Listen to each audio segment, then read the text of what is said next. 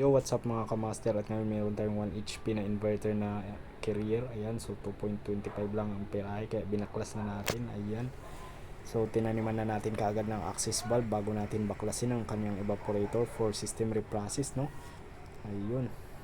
Ayan, so let's test tayo ng evaporator.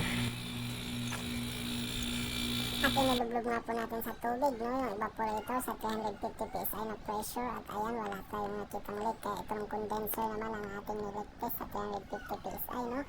Kaya na po, kitang-kita na sa ating mga mata. Ayun, condenser leak. At ayan, hinangin na natin to at hindi na natin may papayta sa video dahil wala tayong videographer, no. Ayan, final leak test, no. Ayun, ang hinang natin, no. Pangatlo, wala na siyang singaw. Abangan mamaya pag na-symbol na yun, 350 pa rin, mahigit, walang bawas. Ayan, since pinaghiwalay natin ang evaporator at ang condenser, i-vacuum natin maigi, no. Ayan, proceed na tayo sa vacuuming the system, both high side and low side. At ayan na nga guys, pagkatapos natin vacuumin ang system, inasimbol na natin at kinagahan ng refrigerant, no. Ayan, so 120 PSI at the same time yung kanyang piray 5.4 at ayan, malamig na. At yun lang po, thank you guys so much for watching.